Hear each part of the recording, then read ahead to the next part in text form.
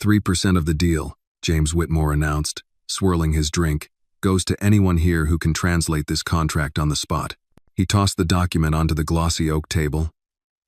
A few guests leaned closer, recognizing the French text. Most chuckled and leaned back, uninterested in the challenge. James added with a grin, "That's about $800,000 for 5 minutes of brain work. Any takers?" Laughter rippled through the room. This was typical James brash, theatrical, always testing the waters to remind people he ran the current.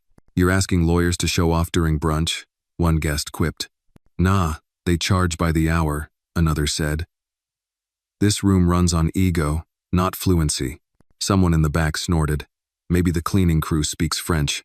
The comment drew a few chuckles and some glances toward the corner, where Grace, the live-in housekeeper, was quietly arranging coffee cups. Beside her stood her daughter, Anna, only 6 years old, wearing a plain blue dress and mismatched sneakers. Anna's eyes weren't on the pastries or the chandelier, they were locked on the contract. And then, breaking the quiet, her voice rang out. "I can do it." Heads turned sharply. James arched a brow. "Come again?" "I said I can translate it," Anna repeated, stepping forward, hands folded but her posture steady. Her tone wasn't defiant, but it wasn't timid either. It was confident, precise. A tense pause swallowed the laughter. "Your daughter?" James asked Grace, who rushed over instantly, panic flooding her face. "She's just a kid, sir." She didn't mean to interrupt, but James raised a hand, silencing her. His smirk returned. "All right, let's entertain this moment of curiosity." He waved her over. Page 3, paragraph 2. Anna took the contract. It nearly dwarfed her in size. She scanned it quickly, lips moving in silence, then spoke. "In accordance with Clause 12b," she said clearly, "the second party agrees to maintain full brand representation in all translated marketing material across designated territories for no less than 18 months. The room fell into a strange quiet. Breach of this clause entitles the first party to seek termination of exclusivity and compensation through arbitration under Texas state law, up to 40% of projected damages. When she finished, no one laughed. A French investor stood, stunned. "That's correct. Completely accurate. Even the cadence. C'est incroyable." Another whispered, "That little girl just translated corporate French legalese like it was a bedtime story." The room came alive with murmurs. A few clapped politely. One woman near the back said, "She's extraordinary." Another murmured, "Smarter than my last 2 assistants combined." Meanwhile, James said nothing.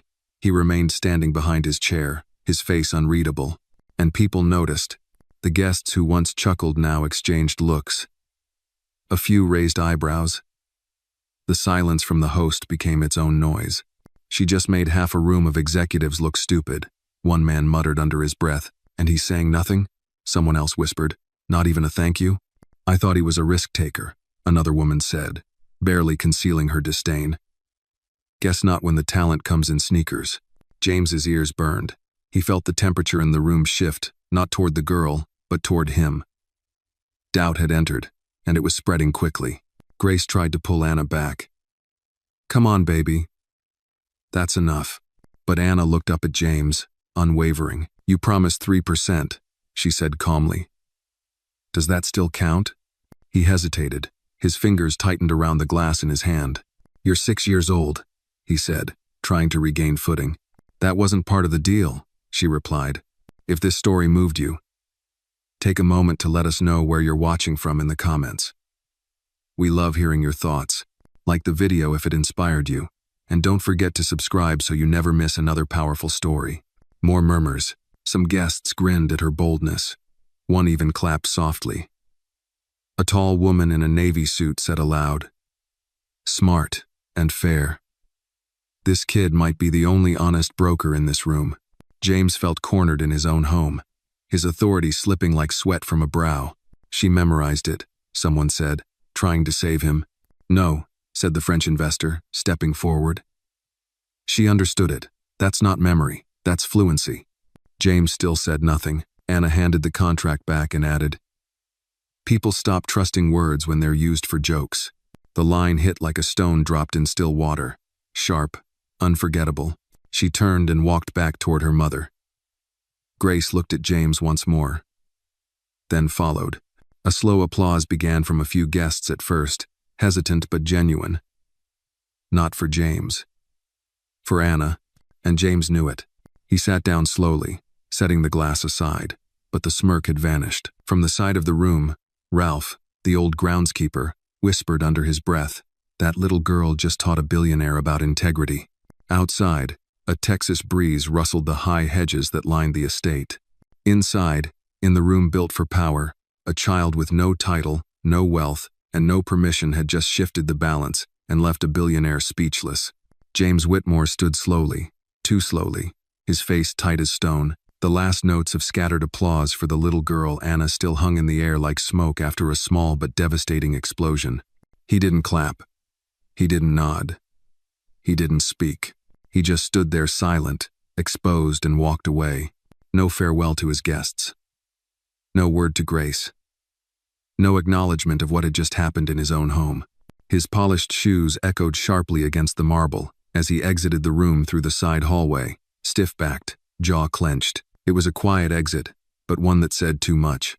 And the room noticed. A wealthy woman in pearls muttered, "He didn't even say thank you?" "Not even a smile," someone else said. "Man's ego bruised," another whispered, "by a 6-year-old? Oof." The murmurs thickened like a growing storm. It wasn't just admiration for Anna anymore, it was disapproval for James. A French guest leaned toward his wife. If he had an ounce of humility, he would have lifted that girl up in front of all of us. "Ugh." "But he didn't," she replied. "He left like he was the one insulted." Down the hallway, just around the corner, James heard every word. He didn't stop, didn't turn. He pushed open the door to his study, slammed it shut, and stood in the dim light, breathing hard. For a man who built his empire on confidence, today had torn a crack through the foundation. And everyone saw it. The next morning, the headlines exploded. 6-year-old girl outsmarts billionaire in surprise business showdown. Little genius or industry scandal. Whitmore silent. After breaking promise, to child prodigy. From dust to diamonds, Maid's daughter humiliates billionaire with breathtaking bilingual brilliance. The footage had come from a silent guest, someone who had casually recorded part of the exchange on their phone.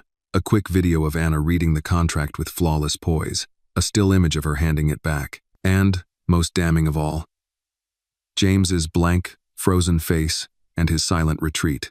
Social media was ablaze. Hashtags like number pay her the 3%, number tiny translator, and number billionaire goes silent trended within hours. Late-night comedians took aim. One joked, "Imagine being so rich you offer 3% of a $28 million deal to anyone who can translate a contract, and then a 6-year-old calls your bluff, and you ghost her like a bad Tinder date." Grace saw the news while wiping down the marble kitchen counter. Anna was sitting nearby, quietly drawing a unicorn reading a book. Grace's hands trembled as she read the headlines again. She hadn't told Anna what had happened online yet. Wasn't sure she should.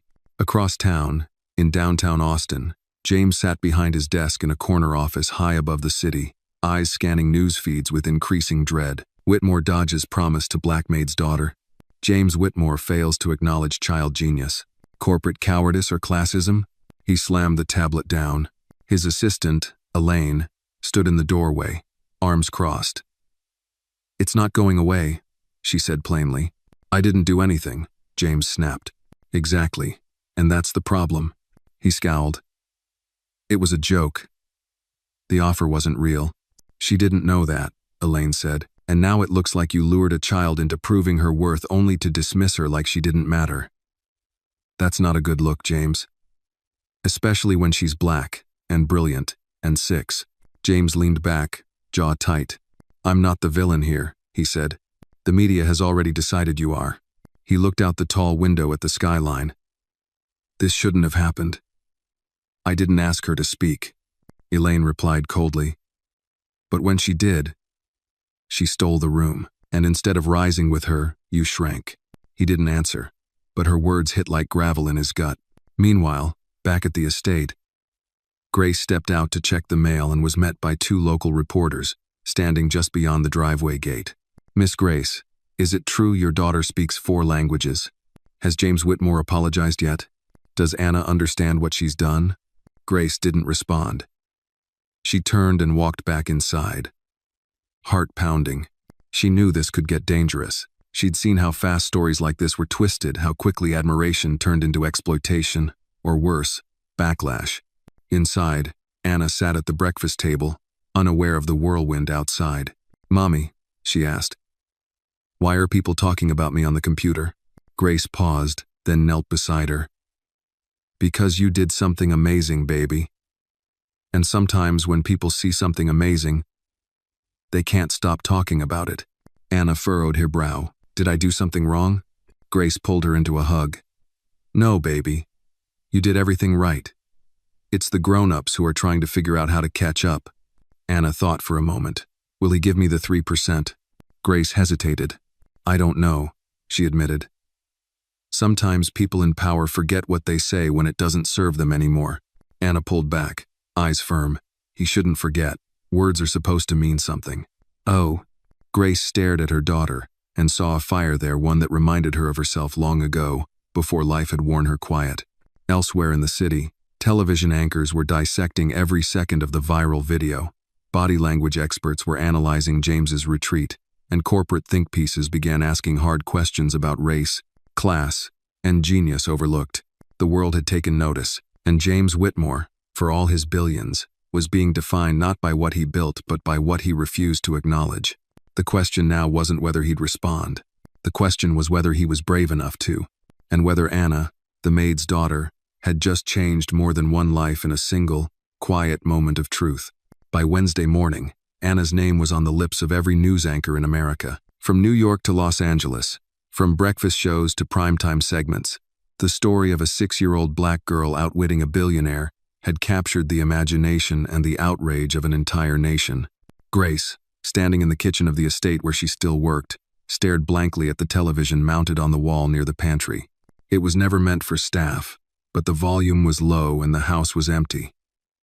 Or so she thought. In what many are calling a defining moment in the corporate world's relationship with race, privilege, and accountability, the anchor said, "James Whitmore, founder and CEO of Whitmore Global Holdings, is under fire for breaking a promise made publicly to a 6-year-old girl who flawlessly translated a high-level French contract in front of over 24 witnesses." Grace's fingers tensed on the counter. "She didn't ask for this," she whispered. "I think that's why it matters," came a voice behind her. She turned.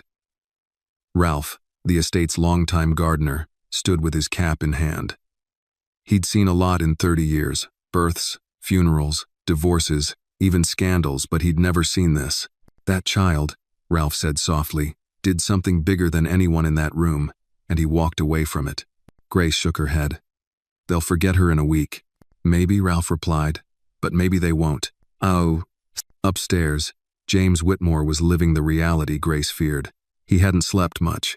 His PR team was split, half begging him to issue a sincere apology, the other half urging silence. The problem was, silence was no longer neutral. Silence had become an answer. "You could spin it," Elaine said, standing by his office window. "Say you were caught off guard. Make a donation to some education fund. Smile, shake hands, move on." James rubbed his temples. "I'm not going to let a viral moment define my career." Elaine didn't flinch. "Then you should have spoken up when it happened." "She's a child," James snapped. "She's your consequence," Elaine said coldly. The internet was already deep diving. People had uncovered every photo of Anna ever posted to Grace's modest Facebook account.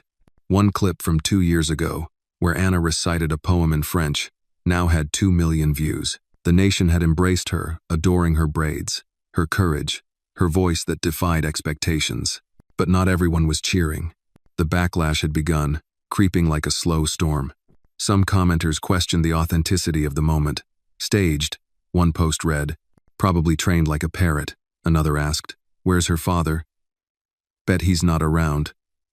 And worse, just another publicity stunt using a poor black kid.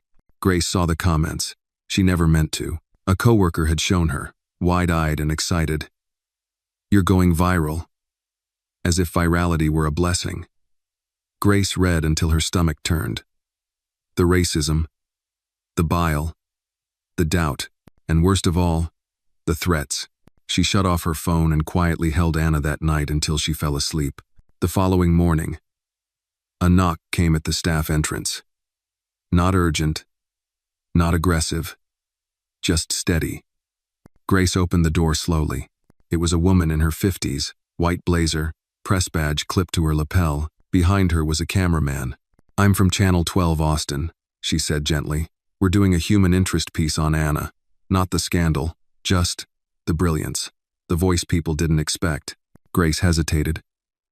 "She's 6. She doesn't even understand what's happening." The woman nodded. "Which is why we want to be respectful. But also, we think America needs to see her. On her own terms." Grace didn't respond right away. She looked back inside, where Anna sat at the table, reading aloud from a dictionary. Today was Italian. "She's just a kid," Grace whispered. "And that's why it matters," the woman said. "Because kids like her deserve to be seen." Inside his office, James was still pacing. The news now carried his name with a different tone, one lined with disdain. "Whitmore stays silent. Whitmore dodges moral responsibility. The billionaire who blinked." His board was nervous. His investors had questions, and for the first time in his career, James felt something worse than failure, irrelevance. "She made me look weak," he muttered. "No," Elaine replied, not missing a beat. "She made you look like a man who wasn't ready to share the spotlight, even when it was deserved." James turned to her. "You think I should do what? Offer her the money? Invite her for tea? I think you should face the fact that she didn't take anything from you. She simply revealed what you weren't willing to give." And then, as if summoned by the gods of irony, a news alert popped onto the television screen. "Live, Anna, 6-year-old language prodigy, speaks on her viral moment." Grace had finally agreed. James watched as Anna appeared on screen, sitting next to her mother, wearing the same blue dress she had worn that day. Her hands were folded, her eyes calm. "I didn't mean to embarrass anyone," Anna said to the reporter. "I just heard a question. And I had an answer." And what about the 3%? The reporter asked, smiling. Anna blinked. "I don't need money. I need people to believe me when I speak. That's more than 3%. James sat back in his chair. The room felt colder. The little girl had taken the most humiliating moment of his life and somehow turned it into something beautiful. Not petty, not angry, just true. The nation was falling in love with her again. And James Whitmore was being rewritten in real time, not by his publicist, not by his lawyers, but by a 6-year-old girl who hadn't meant to make a point, and yet had made the biggest one of all. The spotlight was still burning. Only now, it was clearer who deserved to be standing in it. The morning after Anna's televised interview, the Whitmore estate was unusually quiet. A hush had fallen over the mansion, as if the walls themselves were holding their breath. Staff moved about their tasks in silence, glancing over their shoulders as if expecting a storm to come tearing through the hallways. In his private suite, James Whitmore stood by the floor-to-ceiling window overlooking the trimmed hedges and marble fountain below. The television in the corner replayed Anna's soft, clear voice from the night before. "I don't need money. I need people to believe me when I speak. That's more than 3%. The words had echoed in his head all night, refusing to fade. There was no anger now, only something more dangerous for a man like James. Doubt. She hadn't asked for sympathy, she hadn't pointed fingers, but somehow, in that one sentence, she'd exposed a truth he didn't want to admit. He had broken something that money couldn't fix. Elaine entered without knocking, holding a thin folder in one hand and a tablet in the other. "Good morning," she said briskly, avoiding eye contact. The board called. "Again. You're scheduled to speak on CNBC at 4 o'clock today.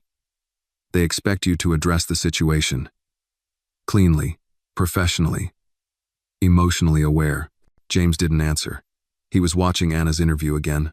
Elaine sighed and dropped the folder on the coffee table. "We also have 4 speaking invitations. One's from the Texas Youth Literacy Foundation. They want Anna as keynote speaker at their fall gala. They don't even care if she speaks for 5 minutes. They just want her there.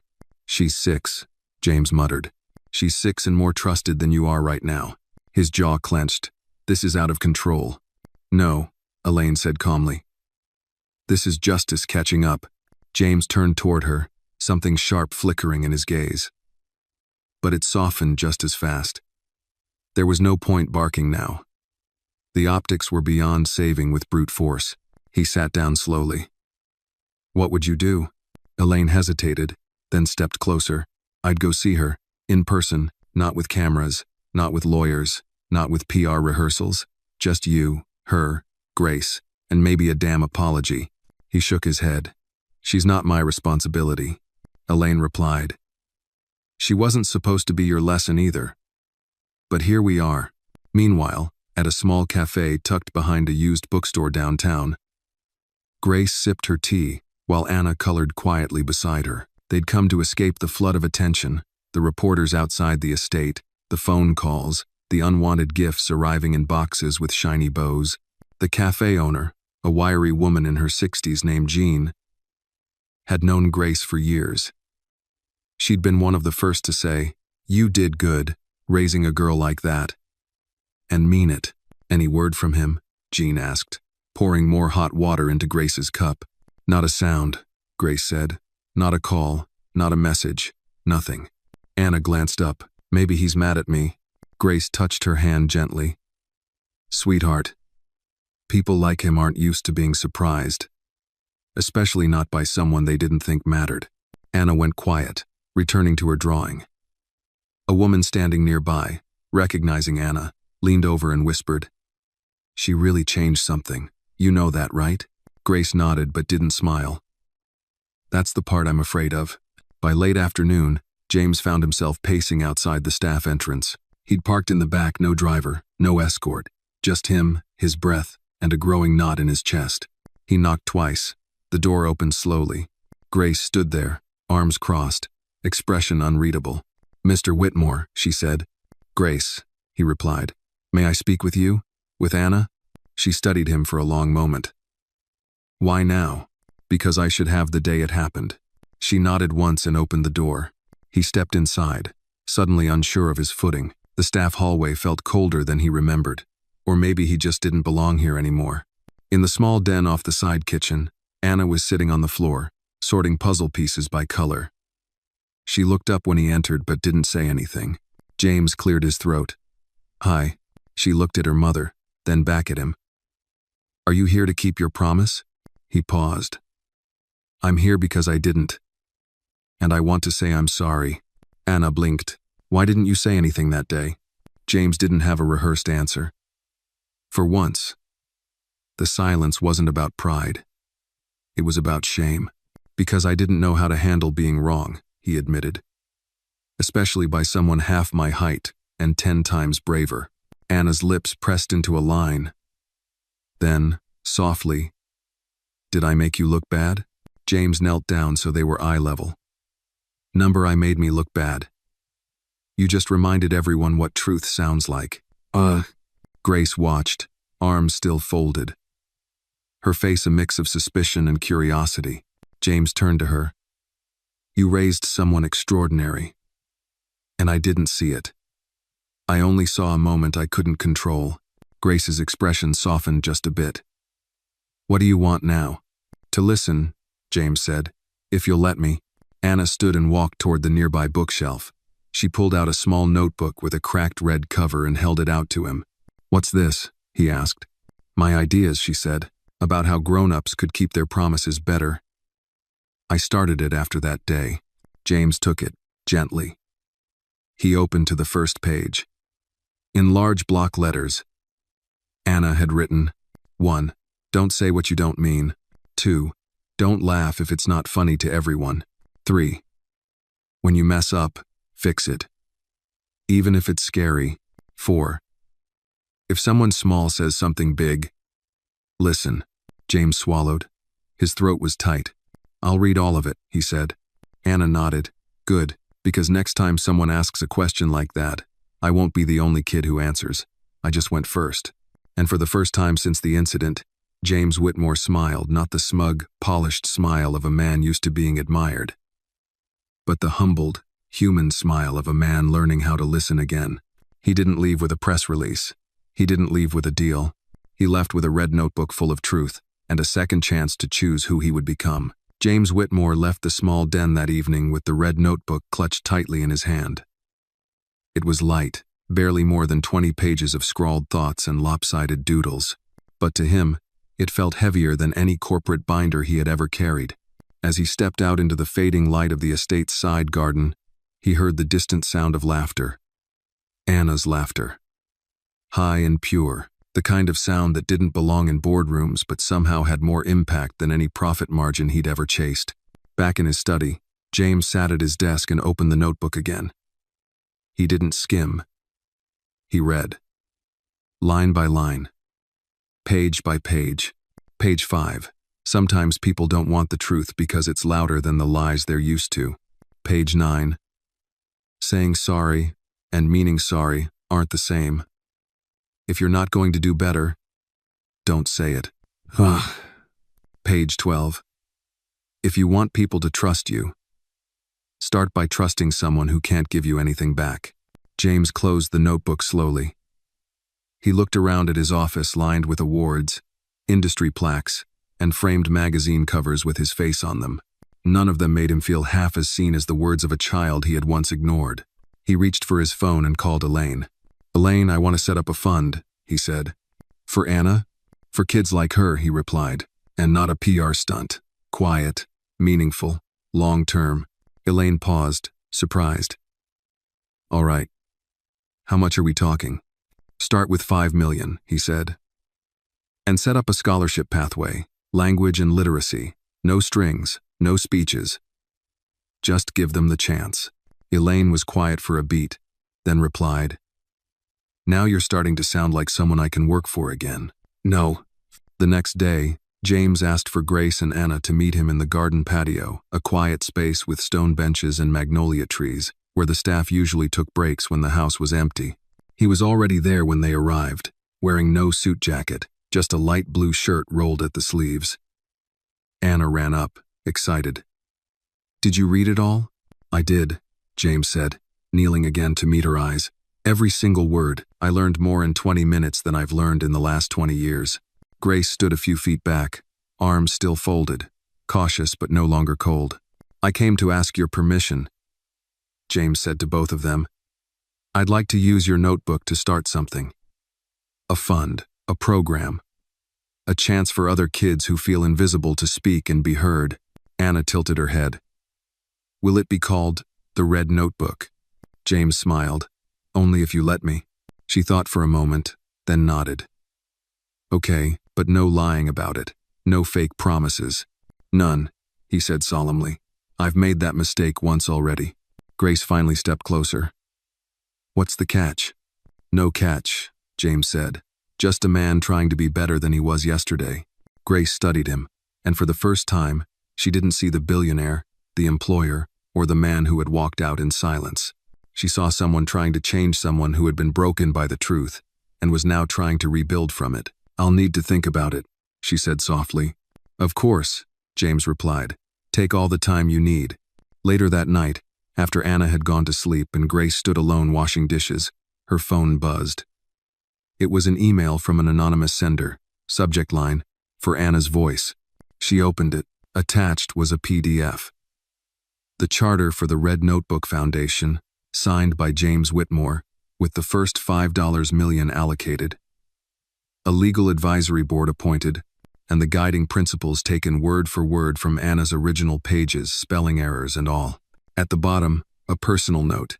"You reminded me that truth doesn't come from age, power, or money, it comes from courage. Thank you for showing me what it looks like." "James." Grace blinked, tears welling. She didn't reply right away. She simply closed her laptop, walked to Anna's room, and stood quietly at the door, watching her daughter sleep peacefully, bathed in moonlight. The next week, whispers of the foundation leaked to the press, not from James, not from PR, but from someone on the legal team who was genuinely moved. And this time, the story hit differently. Billionaire establishes literacy fund. Inspired by 6-year-old prodigy. The Red Notebook. From viral moment to national movement. Grace's daughter, America's voice. Anna didn't fully understand the scale of it. But she understood this.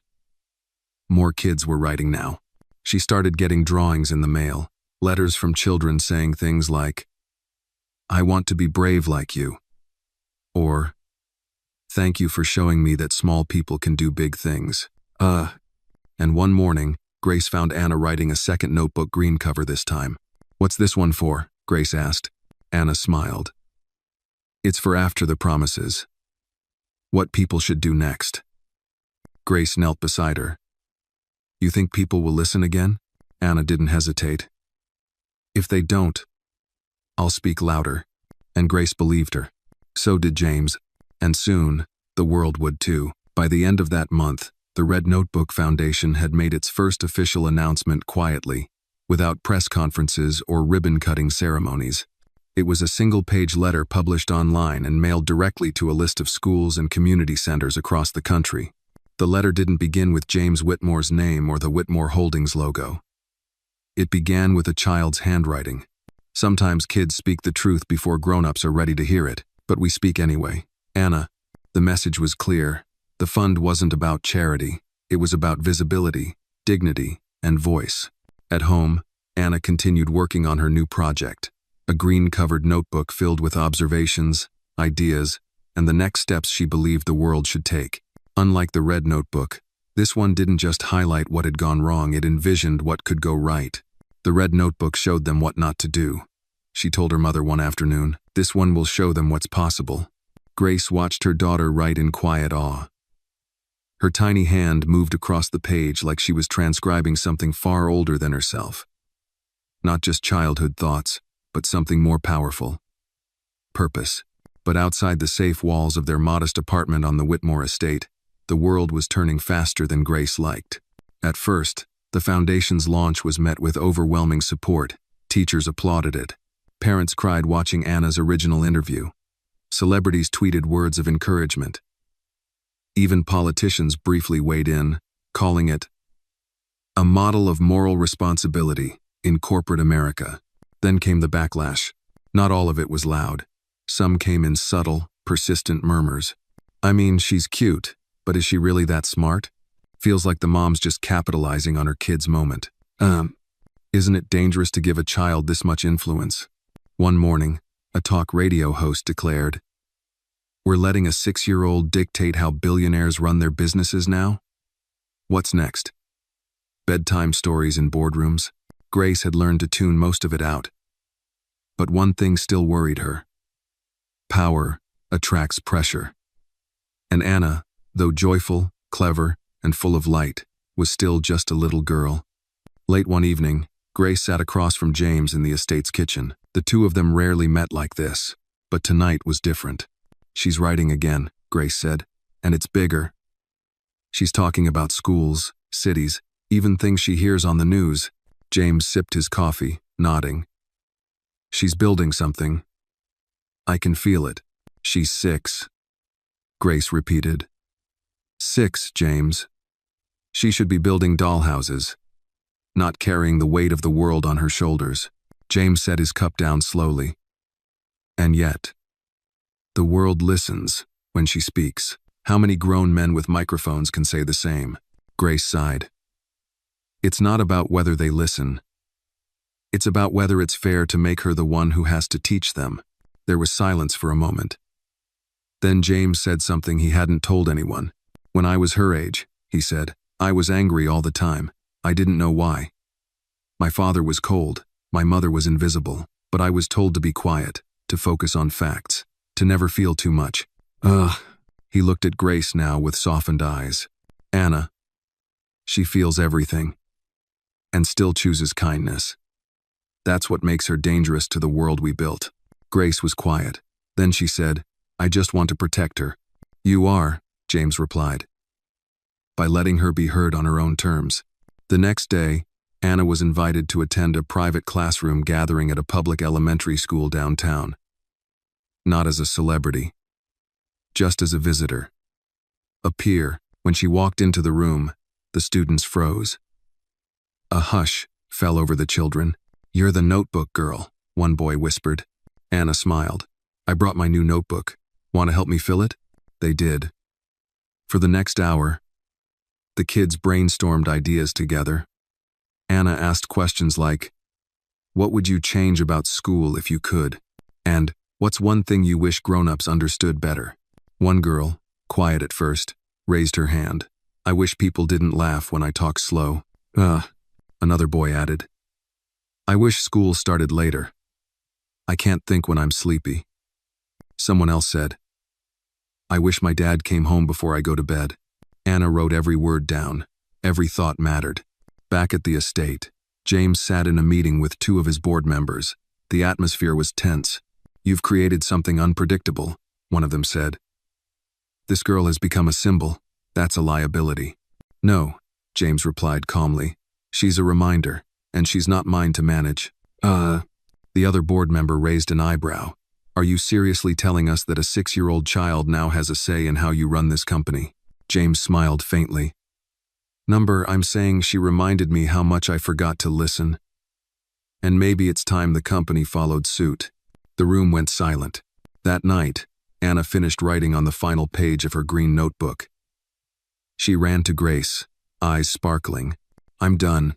Grace sat beside her on the floor. "What's the last page say?" Anna held it up and read aloud. "When someone gives you the microphone, don't whisper. Say something the world can't forget." Grace wrapped her arms around her daughter and held her tightly. There were no more questions, no more fears, just pride. Anna had spoken, and the world was still listening.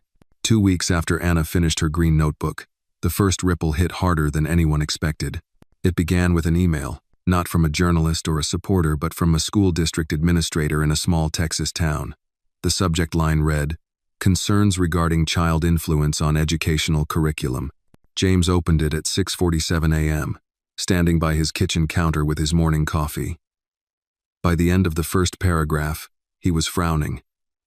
By the end of the second, he was pacing. The email questioned the appropriateness of elevating a child's opinions to the level of policymaking, and expressed concerns that public sentiment is replacing qualified expertise.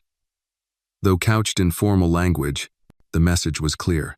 Not everyone believed Anna's voice belonged in conversations that shaped schools. Attached were 3 more letters this time from board members. One even from a state senator, each more pointed, more dismissive. "She's a symbol, not a solution." She's 6 years old, let her be a child. This is emotional exploitation, nothing more." James forwarded the email to Elaine, adding only 2 words, "Emergency meeting." An hour later, the executive board of the Red Notebook Foundation convened via video call. The faces on the screen were tense, eyes darting, voices guarded. They knew controversy would come eventually, but not like this. Not so soon. James sat at the head of the table in his conference room, the green notebook lying open before him. "This is an inflection point," Elaine said bluntly. "You knew it would come. The question is, do we pivot, or do we stand firm?" One of the board members, a respected education consultant, leaned forward. "She's brilliant. But we need to set boundaries. The foundation's legitimacy is at stake." James tapped a finger against the notebook. "She's not demanding we replace experts. She's asking that we listen, that we include the voices who live the experiences we're trying to fix." "But public optics," someone began. James cut them off. "Optics didn't create this foundation. Anna did. And if we retreat now, we're not protecting her. We're betraying her." Silence followed. Then Elaine spoke again, softer this time. "So, what's the next step?" James looked down at the green notebook, then back up. "We publish it," he said. "All of it." Excuse me?" One board member blinked. "We release the full green notebook. Her words, her ideas, her drawings, not as a policy document, not as a directive, but as a statement, a vision, a challenge." Elaine gave a slow nod. "Make it public. Let the world judge for themselves." James stood. "And I'll sign the introduction myself. No corporate filter, just truth." That afternoon, Grace received a call from James. "We want to share her green notebook," he said. "Only if you and Anna agree." Grace paused, processing. You think people are ready for more? I think they need it, James said. And I think this time, we tell the story our way. Anna, listening nearby, lit up. Can I draw the cover? She asked. Grace smiled. I think they'd be lucky to have it. 2 days later, the Green Notebook Manifesto was published on the Foundation's website and mailed to schools, libraries, and community centers nationwide. The cover showed a child's hand holding a microphone shaped like a sunflower, bold, bright, and unmistakably Anna's. It wasn't a press release. It wasn't polished. It was powerful. Inside were 28 pages of handwritten notes, doodles, suggestions, and dreams. Make classrooms quieter, so kids who think slowly have time to speak. Let kids teach grown-ups something once a week, so we remember how to listen. Every playground should have a bench for kids who feel left out. Sit there and someone has to come talk to you. No policy, no mandates. Just truth. As seen through the eyes of a girl who believed in better.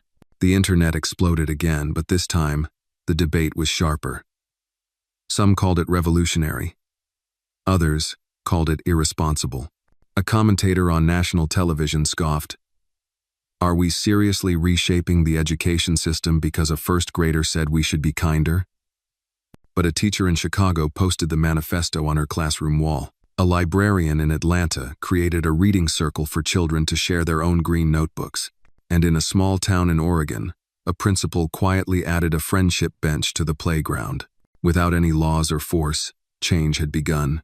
That night, as the news once again danced around their names, Grace sat beside Anna on her bed. "You know there are people who don't like what you're doing, right?" she asked gently. Anna nodded. "Because it's new, and people get scared when they don't understand something." Grace tucked the blanket around her. "What if it gets harder?" Anna looked up, her eyes calm. "Then we speak louder. But we don't yell. We stay kind. Like Mama says, kindness is power nobody sees coming." Grace kissed her forehead, her heart both proud and aching. James, watching coverage from his home, turned off the television and sat in silence. On the table beside him were 2 notebooks, red and green. He ran a hand over their covers like sacred texts. He didn't know what the future held. But for the first time in a long time, he knew he wasn't afraid of it. He was ready, because a 6-year-old girl had dared to speak. And now, the world had no choice but to listen. By the 3rd week after the Green Notebook Manifesto's release, things began to shift, not just in classrooms and community centers, but in boardrooms, political circles, and newsrooms. The message had spread wider than anyone anticipated.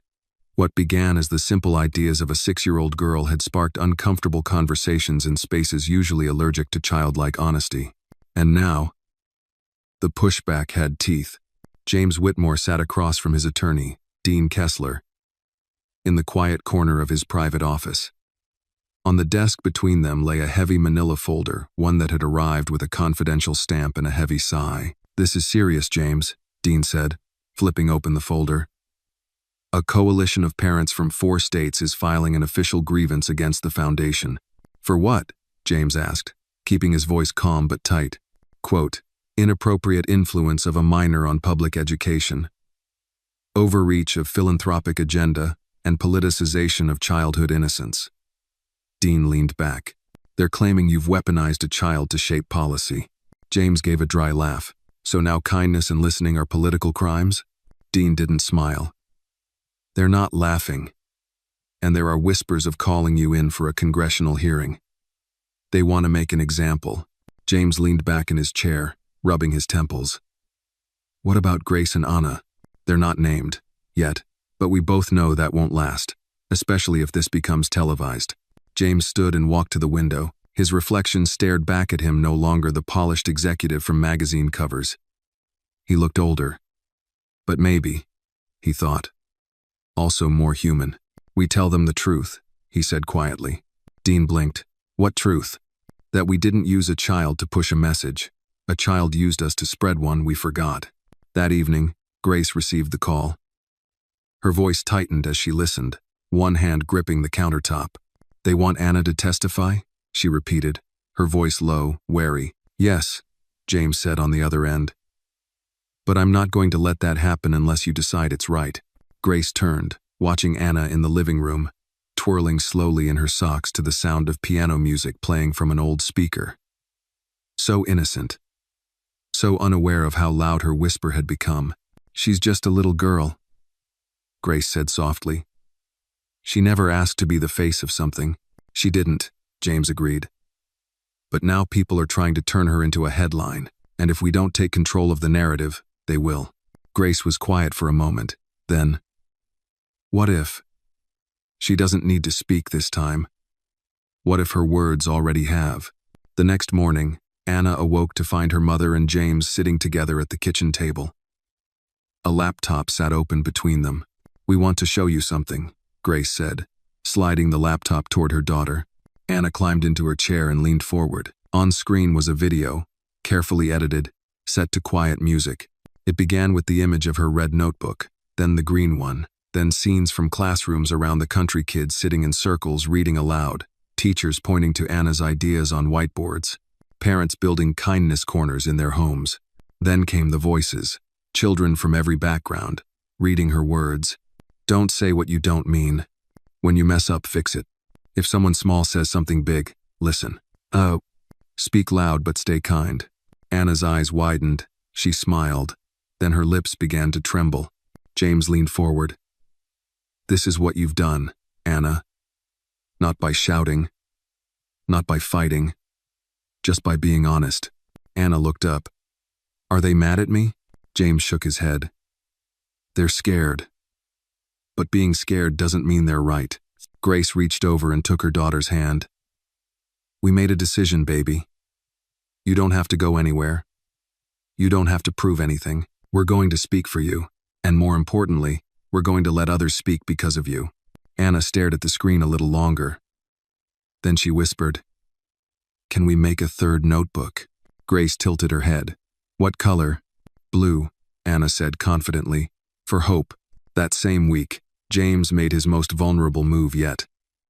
He wrote an open letter not through a press agent, not on company letterhead but as himself. Just James. It read, in part, "I was taught to believe that leadership was about being the loudest in the room. Anna taught me that sometimes the loudest voice comes from the smallest person. She didn't ask to lead a movement. She asked to be believed. And we grown-ups, institutions, people in power failed to answer with the urgency she deserved. But we can change that now. Not by putting her on trial, but by listening, deeply and humbly, to what she already said." The letter went viral overnight. Unlike the first wave of noise, this one was quieter but more powerful. Letters from teachers, videos from children, and thousands of digital thank you notes poured in.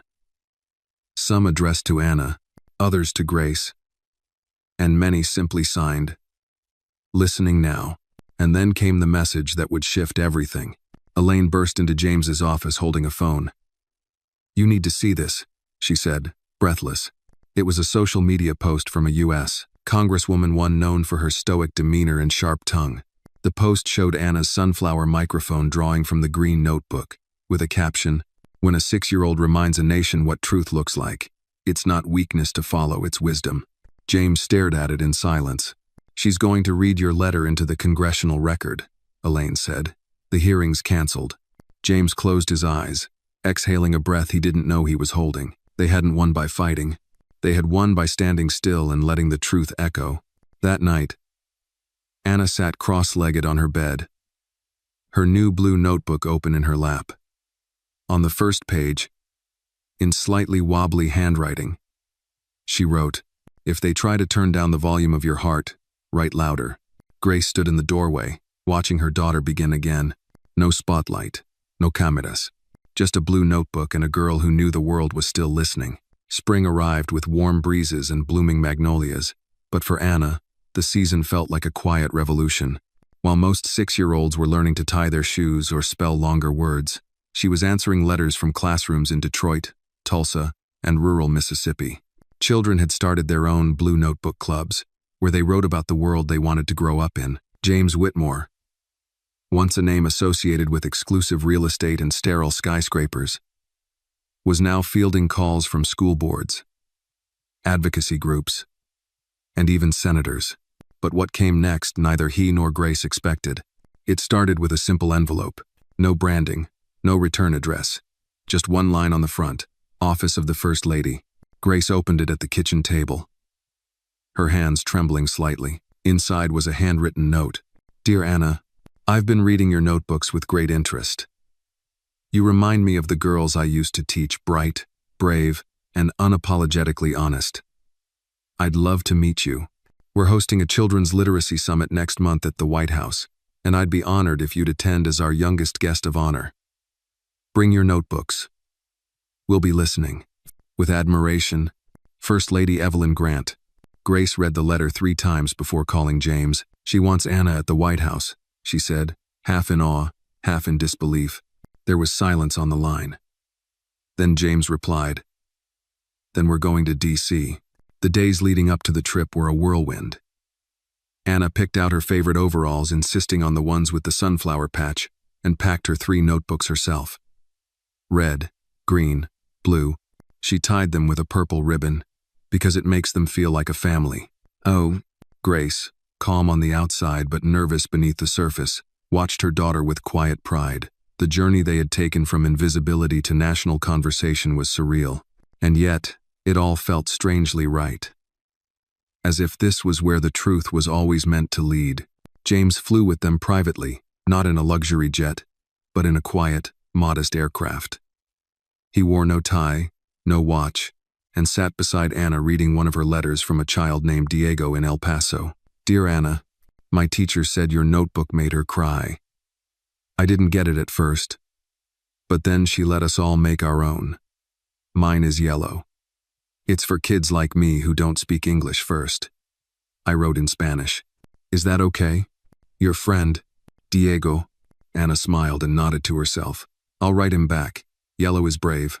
The White House was larger than Anna imagined, but quieter than she expected. Secret Service agents greeted them with calm smiles, and one even bent down to compliment her sunflower patch. That's a strong flower, he said. Always finds the sun. In the East Room, chairs were arranged in a wide semicircle. Children from across the country sat with their own notebooks in hand, different colors, different shapes. Some were decorated with glitter, others with stickers. The room buzzed with nervous energy. When the First Lady entered, everyone stood. She was elegant, composed. But when she saw Anna, her face lit up like a mother seeing her own child come home. You must be Anna, she said, offering her hand. Anna shook it, then reached into her bag and offered her blue notebook. This one's not finished yet, she said. But you can read it if you want. The First Lady opened the notebook, smiling as she flipped through its pages. One line caught her eye. If someone laughs at your hope, lend them some of yours. Just a little. She closed the notebook and looked at Anna. Would you mind reading a few pages later today? After my remarks? Anna nodded, and Grace, standing at the back of the room, felt her heart race. The summit began with speeches from education leaders, literacy champions, and child psychologists. All well-spoken, all carefully scripted. Then, the First Lady stepped up to the podium. I'd like to end today, not with more data, she said, but with a voice we almost didn't hear until she reminded us to listen. She turned to Anna. Anna, would you join me? There was a beat of silence. Then, the room applauded softly as Anna stepped forward, notebooks in hand. She stood on a small stool so she could reach the microphone. The ribbon was untied. The red, green, and blue notebooks were in her arms like sacred books. She opened the blue one. I want to read something I wrote last week, she began, her voice clear and steady. It's called The Grown Ups I Dream About. She read, I dream about grown-ups who say I don't know and don't feel scared. Grown-ups who cry when they see kids hurting, even if it's not their kid. Grown-ups who fix what they didn't break. Grown-ups who remember what it's like to be small. And grown-ups who don't get mad when a kid says something true. The room was utterly still. One man dabbed his eyes with a handkerchief. A teacher from Vermont put her hand over her heart. Anna closed the notebook gently. That's what I wrote. I hope it helps. Applause filled the room, not loud or chaotic, but warm, full, rising from something deeper than decorum. It was respect. Real, earned respect. Later, As the event wound down, reporters asked questions. Some pushed toward Grace, others toward James, but Anna was whisked away gently by a librarian from Maryland who wanted to show her the story corner. Grace let her go. She knew Anna would find her way back. That night, as they flew home, James sat beside Grace in silence for a long time.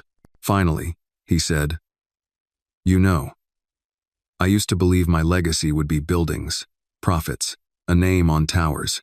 Grace glanced at him. "And now?"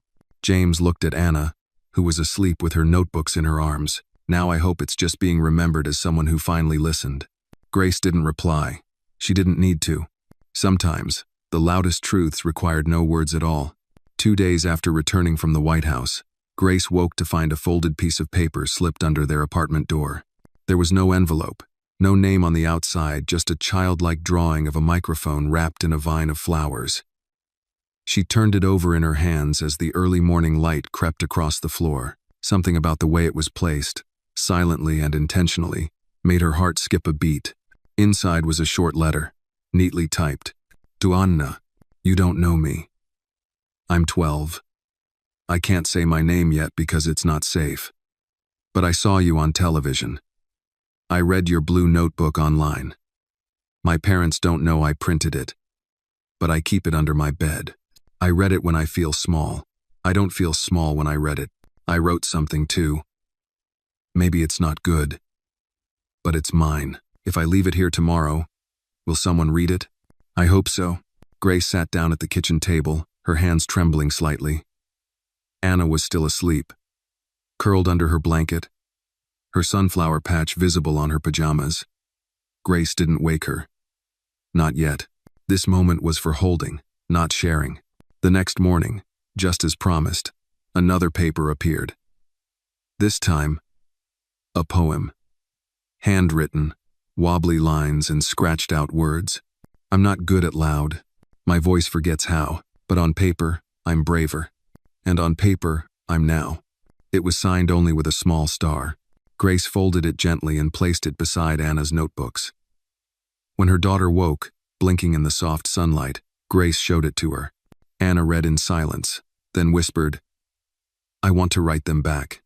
So she did. To the friend with the star, "Your voice isn't small. It's just quiet thunder. Quiet thunder shakes the ground too. You're not alone. I hear you." Anna. She left the note under the door that night, along with a blank blue notebook, tied with a silver ribbon. The next day, it was gone. What started as a silent exchange became a ritual. More children, neighbors, children of staff, kids from nearby schools began to send letters. Some were drawings, others were stories or simple confessions. "I miss my dad. He doesn't come home much anymore. Sometimes I get scared when I ask questions in class. My teacher told me I talk too much, but my grandma says I'm full of music." They all ended the same way. "Can you hear me?" Anna answered everyone. By week's end, the corner of their apartment by the window was stacked with envelopes. The notebooks red, green, blue had grown to include purple, yellow, even silver. Each color carried a voice, a truth, a piece of someone who hadn't known they were allowed to speak. One afternoon, James walked in, expecting another foundation update. Instead, he found Grace seated on the floor, reading a story aloud from a tattered spiral-bound notebook. Anna sat beside her, listening intently. James stopped in the doorway. "I didn't know we were running a postal service now," he said, smiling gently. Grace looked up. "It's not mail, it's trust." Anna nodded. "And trust is heavier than packages." James stepped closer, scanning the pile of letters. "Are you reading all of these?" "Yes," Anna said, "because if they're brave enough to send it, I should be brave enough to hear it." James knelt down beside them. "What do you want to do with all of it?" Anna glanced at her mother, then back at James. "I want to make a book," she said. "Not about me, but us." Grace raised an eyebrow. "Us?" "All the kids who don't get to talk," Anna replied, "and the grown-ups who finally listen." James leaned back, visibly moved. "You want the next notebook to be a collection?" Anna smiled, "Like a choir, but with stories instead of songs." He exhaled. "Then let's make it happen." That weekend, a quiet team of editors, child psychologists, and educators assembled in one of Whitmore's smaller offices. There was no fanfare, no PR campaign, just long tables, warm coffee, and the careful turning of pages. The project was called the Many Voices Notebook. Every submission was reviewed by hand. Anonymity was preserved where requested. Illustrations were left untouched. Spelling errors preserved. The imperfections were the story. Anna was present for every session she could attend, sitting cross-legged in a chair far too big for her, reading aloud from the letters. Sometimes she cried, sometimes she laughed, but she always read. One day, she held up a letter from a boy named Malik in Alabama. "Dear Notebook, my mom says boys aren't supposed to cry, but I cry anyway. I think that makes me strong. Do you think so too?" Anna looked at the room. "It does, right?" No one answered. They just nodded, some brushing tears from their eyes. By the end of the month, the first draft of the Many Voices Notebook was complete. James held it in his hands, a modest, soft-cover compilation of truths so raw they felt like confessionals whispered in the dark. Elaine, flipping through it, whispered, "This isn't just a book. It's a mirror." The foundation planned a quiet launch, one that wouldn't spotlight Anna but would celebrate the community of voices she helped awaken. But something unexpected happened. A teacher from Kansas posted one excerpt from the book on social media. The quote went viral overnight. "If I tell you the truth and you look away, that hurts more than if you never asked." Within 48 hours, pre-orders for the book broke records for a nonprofit release. Schools requested classroom sets. Libraries made space on their front displays. Parents wrote in requesting extra copies for their kids to give to their friends. James, overwhelmed, stood by the office window one evening as the sun dipped below the skyline. "This started with a dare," he said aloud. Grace, seated behind him, replied softly, "A dare to listen."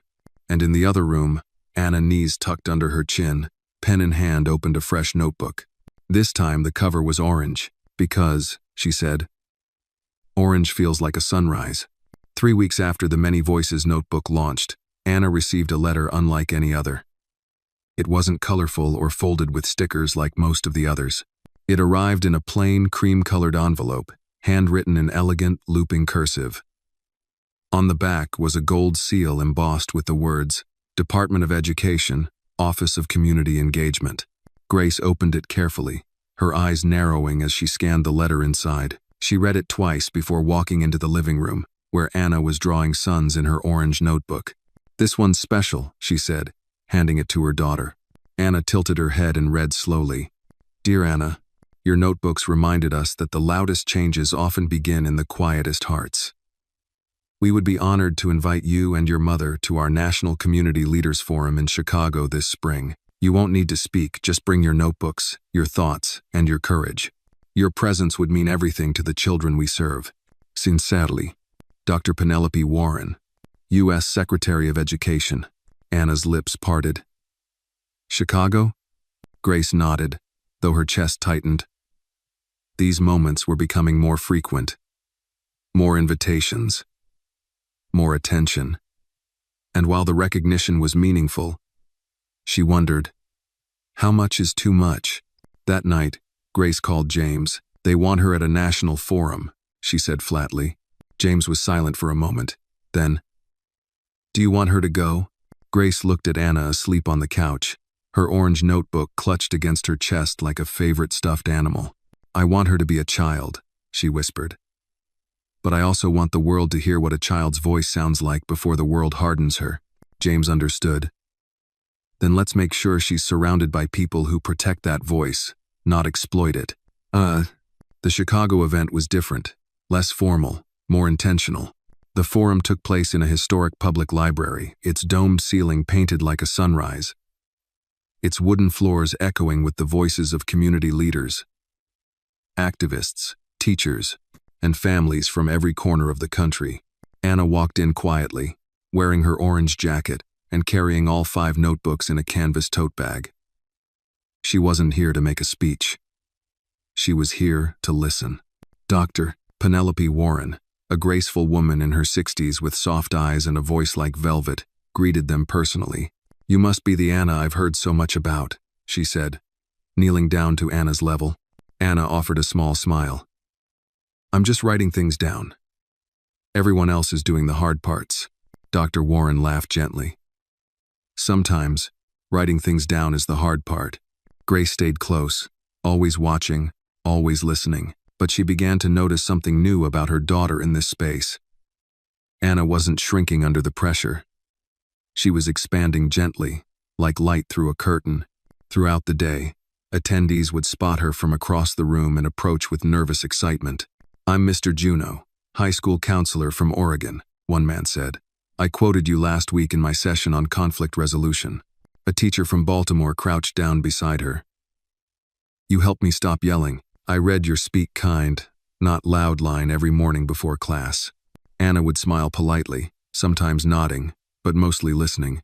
She didn't speak much that day, not because she was overwhelmed, but because she understood something the adults hadn't. The more they talked, the more she learned what still needed to be written. Late in the afternoon, Dr. Warren invited a few guests to join a roundtable discussion. Anna sat quietly in the corner as the adults debated solutions to student mental health, digital learning, and equity in rural schools. At one point, a woman in a dark blazer said sharply, "We need scalable models, not emotion, not anecdotes. This isn't about feelings, it's about results." The room fell uncomfortably still. Anna, without being asked, raised her hand. The moderator hesitated. Anna, would you like to add something? She stood, reached into her bag, and pulled out the orange notebook. I think numbers are important, she said, voice steady. But if you fix a school without fixing how kids feel in it, it's still broken. A few people chuckled awkwardly. One man raised an eyebrow. And how would you suggest we fix how they feel? Anna flipped to a page near the front. She read, ask them who they are before you tell them what to learn. Make space for quiet kids, loud kids, and sad kids. Tell them they're safe before you tell them the rules. Don't just grade their answers. Grade how we listened. There was silence. The woman in the blazer looked away. Dr. Warren smiled.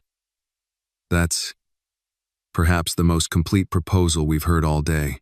Anna returned to her seat, not triumphant, not boastful, just grounded. She didn't need applause. She needed understanding. And it was growing. That evening, in their modest hotel room overlooking Lake Michigan, Grace and Anna sat curled together under a throw blanket, watching the city light up below. You were brave today, Grace said softly. Anna shrugged. I wasn't scared. Not really. Grace kissed the top of her daughter's head. You don't have to be brave every day. Anna thought for a moment. But I think I want to. A knock on the door interrupted the quiet moment. James stood there with takeout deep dish pizza, 2 sodas, and a small orange envelope. This came for you downstairs, he said, handing it to Anna. Inside was a card, handmade from construction paper. The handwriting was shaky, but the words were clear. Your notebook made me want to write too. I used to be scared of my own voice. Now I'm just learning how to hear it. Thank you. Ruben, Aga Elf. Anna looked up at James, her eyes wide. He's learning how to hear his own voice. James nodded. Because you let him borrow yours for a while. She smiled, then reached for her pen. She had more to write. The orange notebook wasn't full yet. But sunrise had just begun. 2 weeks after the Chicago Forum, an unexpected invitation arrived, not from a government office or school district, but from a place far more public. The National Children's Advocacy Gala, held annually in New York City's Lincoln Center. It was an event known more for celebrity appearances and glossy donations than quiet notebooks and honest truths. Still, tucked among the elegant cursive invitations was one addressed to Anna Whitmore, age 6. Grace almost dismissed it. The last thing she wanted was to parade her daughter in front of flashing lights and red carpets. But then she read the letter again. This year, our theme is, When Children Teach Us. We would be honored if Anna would be our closing guest, not to perform, not to entertain, just to remind us what we've forgotten. It wasn't the stage that made Grace pause, it was the sincerity. She showed the letter to James the next day over coffee, in the foundation's office. It feels too big, Grace said, too polished, too loud. James studied the invitation. Then maybe what we need is a little quiet in that room. They agreed on one condition. Anna wouldn't give a speech. She would simply read one page from her notebook. One truth. One moment. The evening of the gala. The Lincoln Center glittered with evening gowns, black ties, and shimmering chandeliers. But Anna wore her sunflower overalls with a white cardigan and carried her now famous tote bag. 5 notebooks inside. A 6th, orange, still in progress. Grace held her hand tightly as they entered through the side entrance, escorted past paparazzi in velvet ropes. No press, no statements, just intention. Backstage, Anna sat quietly, drawing tiny stars in the margins of her orange notebook. She didn't seem nervous. She never really did, but her eyes scanned the curtains, listening to the muffled voices echoing through the theater. On stage, speaker after speaker shared messages of hope, progress, and ambition. Some recited statistics, others told personal stories. There were tears, laughter, applause. Then, as the house lights dimmed slightly, a hush fell over the audience. The host returned to center stage. And now, to close tonight, we welcome someone whose words have done more in the past 6 months than most campaigns in the past decade. She reminds us that leadership doesn't begin with age, it begins with truth. Please welcome Anna Whitmore. A single spotlight warmed the stage. The audience leaned in. Anna walked slowly onto the wooden floor, her tote bag swinging lightly. She carried nothing else, no script, no podium. She stopped at center stage, pulled the orange notebook from her bag, and opened to a page she had bookmarked with a paperclip. Then she read, quietly but clearly. I think adults forget what it feels like to be small. Not just short, but unsure. They say be strong but mean don't cry. They say speak up but only if they agree. They say dream big but laugh when it's too big. So I wrote this to say, we're not here to be cute. We're here to be heard, even if our voices are still growing. She closed the notebook and looked up at the crowd. Silence stretched, then applause. Slow at first, then rising, then a standing ovation. Not loud and wild like at a concert, but a deep, resonant wave. Some audience members wiped their eyes. Others held their programs to their chests. Grace watched from the wings, her heart full and fragile at once. Anna stepped back from the microphone and walked off stage. No bow, no wave, just a small smile as she returned to her mother's side. You did perfect, Grace whispered, kneeling to hug her. Anna whispered back, I didn't say anything new. I just said it like a kid. James, waiting near the side curtain, met them with a look of quiet awe. You shook a room full of power without even raising your voice, he said. Anna looked up at him, thoughtful. Some rooms just need to be reminded to listen. That night, back in their hotel suite overlooking the city skyline, Anna sat cross-legged on the couch, flipping through her orange notebook. Grace had ordered hot cocoa. James had taken off his tie and unbuttoned his collar, visibly exhausted but at peace. I want to write about the stage, Anna said suddenly, tapping her pen to the page. What about it? Grace asked. Anna chewed her lip, then wrote slowly. The stage is just a table with more chairs watching, but if you whisper something true, even the chairs lean in. James chuckled softly. That's one way to put it. Then, after a pause, he added, Anna, have you thought about what comes next? Anna looked up. Next? The notebooks, he explained. What if they weren't just books? What if we built places where kids could write and share, no matter where they lived? Grace's eyes met his. Like writing centers? He nodded. Funded through the foundation, one in every state. Places where children, not just the loud or gifted ones, get to write their truth and be heard. No grades, no judgments, just voices. Anna's eyes lit up. Can they have colors? Colors? Grace asked. Like the notebooks. Red rooms, green rooms, blue ones for feelings, orange for dreams. James smiled. Anna, I think you just designed the blueprint. Grace exhaled, already envisioning the ripple effects. Schools, libraries, rec centers turned into safe spaces for expression. And what will we call them? James asked. Anna looked out the window, where the city shimmered below. She whispered, the listening rooms. James and Grace fell silent, the name settling between them like fresh snow. That night, Anna fell asleep with the orange notebook still open beside her, and somewhere across the city in bedrooms, shelters, foster homes, and quiet corners a dozen other children scribbled in their own notebooks, unaware that a girl just like them had spoken on a stage of chandeliers and velvet seats and changed everything. Because she hadn't tried to impress them, she'd simply reminded them to listen. The first listening room opened on a rainy Thursday morning in Raleigh, North Carolina. It wasn't in a government building or a marble-floored institution. It was in a modest brick community center wedged between a laundromat and a corner store that sold fresh biscuits and boiled peanuts. The only thing different about the building was the bright red door, painted that color by Anna herself, with small yellow sunflowers blooming from the corners.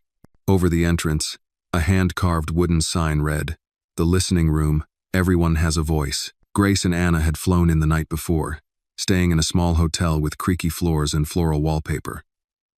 Anna didn't mind. She had slept curled beneath her orange notebook, which now had so many pages filled. She had started writing in the margins. The ribbon cutting was quiet, just how Anna wanted it.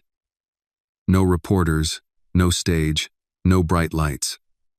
Only a few teachers, neighborhood parents, a retired librarian named Mrs. Hargrove who had donated hundreds of blank journals, and about a dozen kids huddled under umbrellas, curious eyes peeking out from behind raincoats. James stood in the back, watching it all unfold with the quiet pride of a man who had once thought success was square footage and market value. Now, success looked like a chipped wooden bench with 3 kids sitting shoulder to shoulder, sharing colored pencils and writing their first poems. Anna stood beside the door with a pair of oversized scissors in hand. Grace knelt beside her, straightening the ribbon one last time. "You ready?" Grace asked. Anna nodded. "Can we leave the door open after?" "Always," Grace smiled. She snipped the ribbon. A small cheer rose from the group. But what followed was even better silence. Not the awkward kind.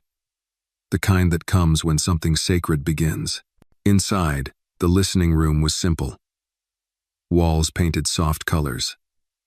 Beanbags, long tables with stacks of notebooks in every shade imaginable.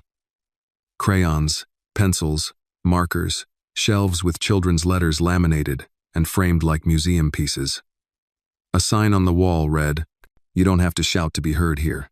Anna walked in and placed her 6 notebooks, red, green, blue, purple, orange, and a brand new yellow on the main table. She opened the yellow one to the first page and wrote in neat print, "This notebook belongs to everyone. Take a page. Leave your truth." A girl with frizzy braids and unsure eyes approached the table. "Do I have to write a story?" "No," Anna said. "You can draw, or write your name, or just say how you feel." The girl picked up a purple marker and drew a stick figure holding a balloon. Underneath, she wrote, "This is me. Not alone." Anna smiled. "That's a good beginning." The idea spread faster than James anticipated. Within 3 months, listening rooms opened in Cleveland, Fresno, and a reservation outside Flagstaff. The formula was the same. Simple spaces, trusted adults, shelves of colored notebooks, and no rules except one: you must listen before you respond. The rooms weren't just for writing. They became havens. A boy in Indiana used his notebook to write apologies to his father in prison. A girl in Georgia used hers to explain what anxiety felt like when no one else seemed to understand. A nonverbal child in Montana pasted pictures cut from magazines, forming a collage that told stories without a single word. One day, Grace received a letter from a principal in Detroit. "Your daughter changed our school more than any curriculum ever could. We now start each week with notebook mornings. Kids write, teachers read, we respond. It's like we found the missing piece in how we teach." Man. Anna read that letter 3 times before folding it and placing it in the back pocket of her orange notebook. But with growth came questions. Some critics argued that the listening rooms were too soft, non-academic, or emotionally indulgent. News outlets published headlines like, "Is a 6-year-old shaping education policy?" "Notebook movement, cute or concerning?" "Feelings over facts?" Anna didn't respond. Not publicly, but one afternoon, sitting on a windowsill with her knees tucked to her chest, she asked Grace, "Why do some people get mad when kids say things?" Grace chose her words carefully. "Because sometimes kids say things adults were too afraid to say first." Anna nodded slowly. "Then maybe that's why kids have smaller hands. so we can reach into small, quiet places they forgot to look. Grace stared at her daughter, stunned by the simplicity of the truth. A few weeks later, James called with unexpected news. "I want to build one here," he said. "Here?" Grace asked. "In Manhattan?" "In our headquarters." Grace was silent for a moment. "In the middle of your corporate offices?" "Yes," he replied. "A listening room on the top floor. No board tables, no suits, just a space to remind everyone why we started this." Anna overheard and beamed. "Make the door green," she called out. James chuckled. "Why green?" "Because green is what happens after something grows." The green door was painted a week later, and behind it, executives began their mornings by reading a page from the Many Voices notebook. They took turns writing responses. Some employees left anonymous letters about burnout, grief, or ideas they were afraid to share aloud. The room didn't fix the company, but it changed the conversations, and that was enough. On a warm evening in late May, Anna sat on the steps outside their apartment, the city humming softly around her. She held her orange notebook, nearly full, and watched the sun begin to dip below the rooftops. Grace sat beside her with 2 mugs of warm tea. "You've been quiet today," she said. Anna looked up, thoughtful. "I think I'm almost done with this one." Grace nodded. "What will the next one be?" Anna opened to the last page and wrote slowly. "Next comes the gray notebook, because not everything is clear. But even in fog, you can still listen."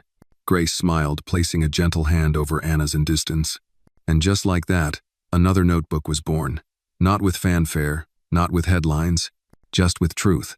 And the world, quietly, leaned in. The gray notebook began quietly, no ribbon cutting, no announcement. Anna simply placed it on the coffee table one Saturday morning. Its cover was soft, almost like felt, and unmarked. No sunflowers, no title, not even her name on the inside. She turned to the first page and stared at the blankness. Then she wrote, "Some truths are harder to say. This is where they go." Grace noticed the new notebook that evening. "Gray, huh?" Anna nodded. "It's for the in-between things. Not good, not bad. Just not easy." Grace understood. Life, after all, wasn't always painted in the bold clarity of Anna's red or blue or orange. Sometimes life was fog. Uncertainty, spaces between right and wrong where hearts still beat but didn't always know which way to turn. Anna's first entry in the gray notebook wasn't about herself. It was about Maya, a girl from the listening room in Fresno. Maya had sent a letter with no return address, only a shaky message. "My mom says love should never hurt, but sometimes it does. I don't know who to tell. Is it okay to love someone who scares you?" Anna wrote back but didn't send it. Instead, she pasted her reply into the gray notebook. "Sometimes people we love forget how to love back. That's not your fault. It's okay to walk away, even if it takes time." That became the notebook's purpose. A place for replies that couldn't be delivered. For feelings too big to say out loud, but too real to ignore. Over the next few weeks, the gray notebook filled faster than any other. It held a story from a boy whose father was deported, a drawing from a girl whose brother stopped talking after their house burned down, a poem from a non-binary teen in Kansas who had been silenced at school, a note from a boy in foster care who wrote, "I pretend I'm tough, so they won't give me away again." Anna read them all. She didn't always understand everything. She was only 6. But she understood pain. And she knew pain didn't need to be solved, it needed to be seen. One evening, James visited their apartment with something new. Not a press release, not a donation, a proposal. "We've had a request," he said, "from the National Mental Health Coalition. They want to adapt the listening room model into counseling centers for youth in transitional housing. But they want you," he looked at Anna, "to choose what it's called." Anna considered that quietly. Then she opened her gray notebook and pointed to a small, unassuming entry. It said, "Not broken, still here." James read it, then looked at her with admiration. "That's what we'll call them." The Not Broken centers began as 3 small pilots. One in Philadelphia, one in Tucson, one in a converted church basement in Milwaukee. Each center was built around a simple belief. You don't have to be fixed to be worthy. Unlike typical counseling spaces, these centers began with a notebook, not a clipboard. Kids were invited to write or draw anything before speaking to an adult. Therapists were trained to read the pages first, not analyze them. The notebook came before the diagnosis. One 12-year-old boy named Carlos walked into the Milwaukee Center and refused to speak for 3 days. But on the 4th day, he handed over his notebook. On the first page was a drawing of a cracked egg with golden light spilling out. Underneath, he wrote, "Even broken things shine." The team framed it and hung it in the entryway. Back in New York, Anna was beginning to feel the weight of it all. Not just the notebooks. The letters. The whispers, the expectations. She still smiled. She still played. But one afternoon, Grace found her curled in a corner of her room, her knees tucked to her chest, the gray notebook open but untouched. "What's wrong, baby?" Grace asked, sitting beside her. "I don't know what to write," Anna said, her voice barely a whisper. "That's okay," Grace replied. "Maybe this one's supposed to listen to you for a while." Anna looked at her mom, eyes glassy. "What if I mess up? What if I say the wrong thing one day?" Grace wrapped her arms around her. "You're not here to be perfect, Anna. You're here to be honest. That's what makes people trust you." Anna didn't answer right away.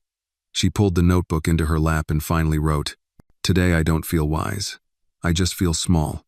I think I need someone to write back this time." Grace smiled. "Then let's write together." And for the first time, mother and daughter filled a page side by side. Grace wrote about her fears about raising a daughter whose light burned so brightly. She worried the world would forget to let her rest. Anna drew a balloon with a crack in it and wrote, "Even balloons need time to float again." The next morning, a surprise came in the mail. It was from Maya, the girl from Fresno. She had finally sent her return address, along with a letter. "I left. Me and Mom are staying with my aunt now. It still hurts, but it's a safe hurt, not a scary one. I don't know what happens next. But I read what you wrote in your book. I believed it. Thank you." Anna hugged the letter to her chest. Grace watched from the doorway, eyes brimming. "You gave her more than a notebook," she said softly. "You gave her permission." Anna nodded. "Gray things don't stay gray forever." She opened the last page of the gray notebook and wrote, "Not everything has an answer, but everything deserves a place to be heard."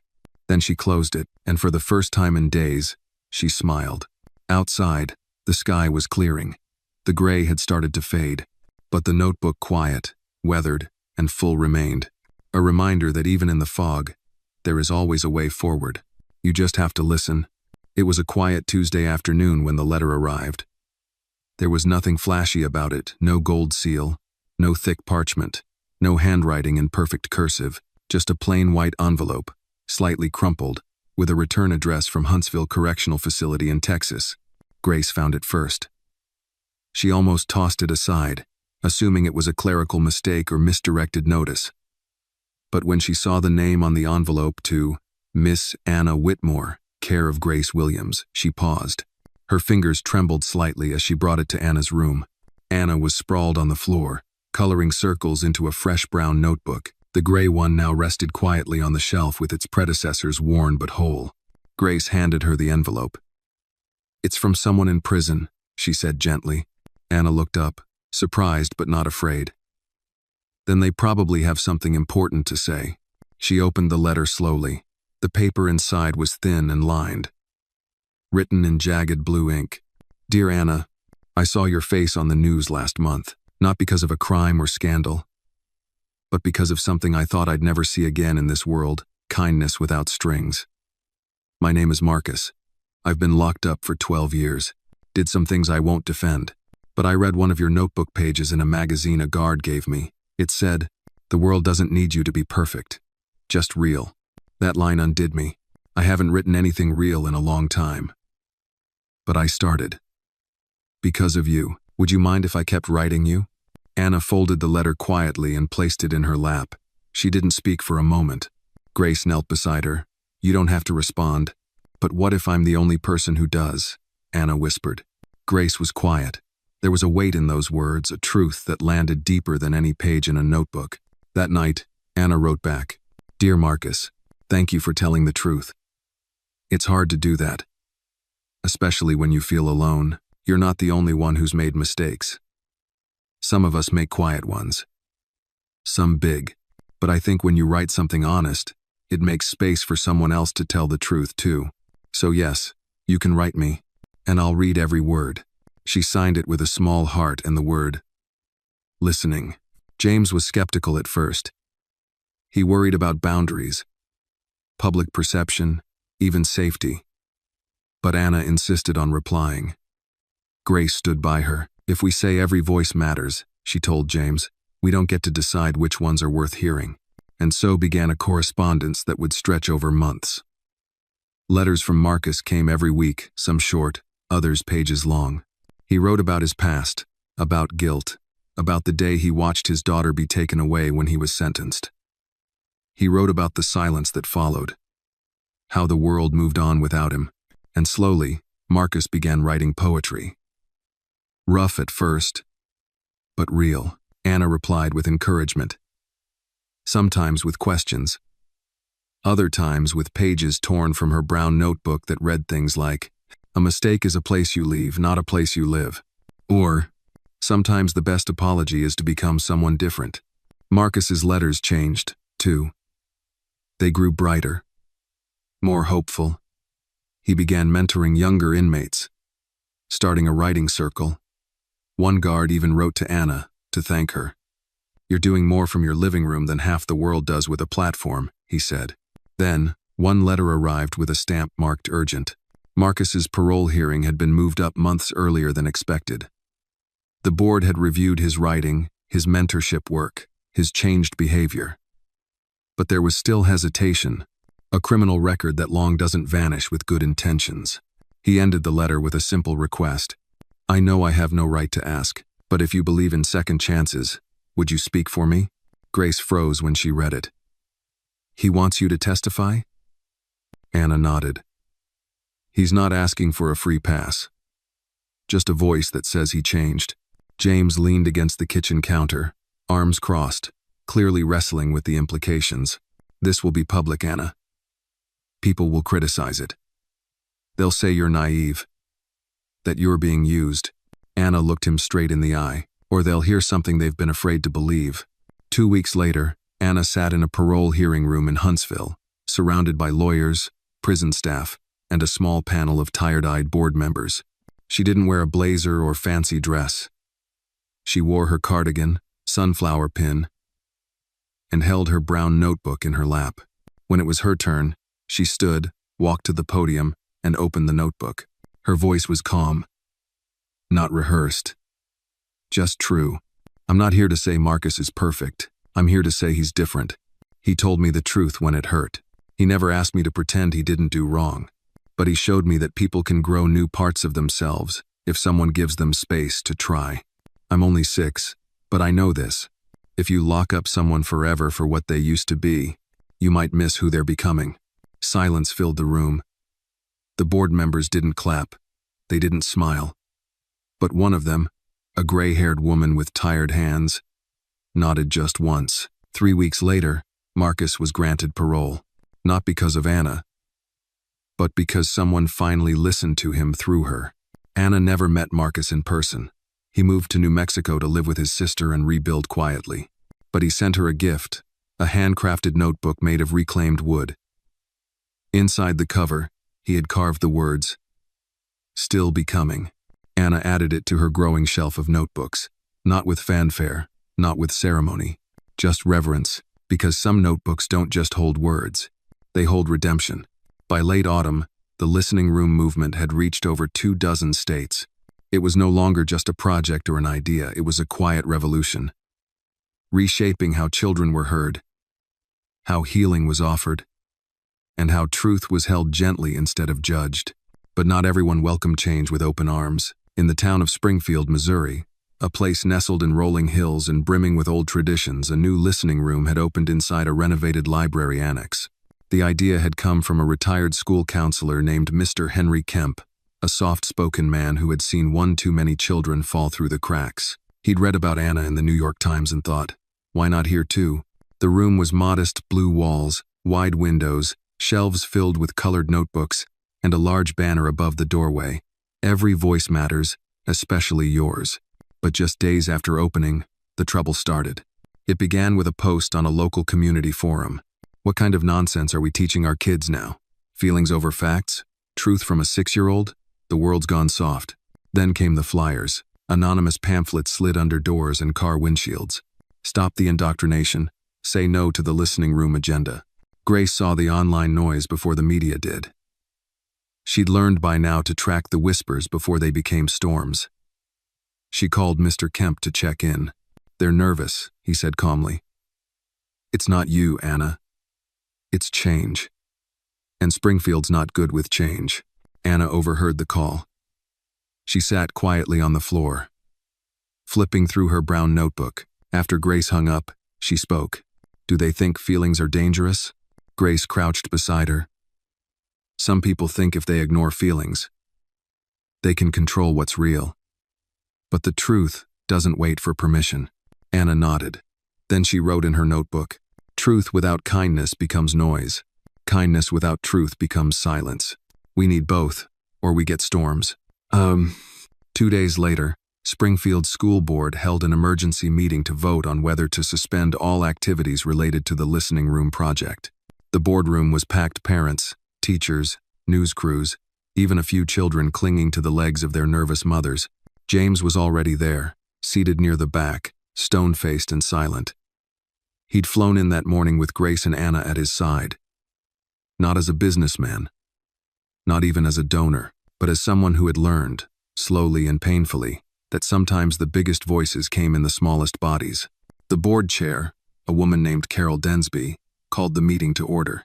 "We are not here to silence children," she began.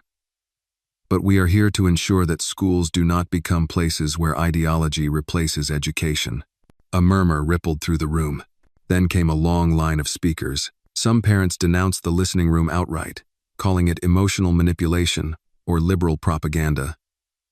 A father in a camouflage jacket shouted, "My boy doesn't need a rainbow-colored diary to grow a spine. He needs math and discipline." Others defended the space passionately. A 4th-grade teacher, tears in her eyes, said, "I had 3 kids this year admit to wanting to hurt themselves. Not because of the listening room, but because they didn't have one before." Finally, Grace stepped forward. She didn't bring notes. "My name is Grace Williams," she began, "and my daughter started something she never meant to turn into a movement. She just wanted to be heard. That's all any of us want, really." She paused. "When I was little, my mama used to say, if you lock a pot of boiling water and never let the steam out, don't be surprised when it explodes. That's what we've done to our children. We've locked their emotions behind performance charts and fear. But the listening room? That's the steam valve. It's the safety. It's not a threat to education. It's a promise of it."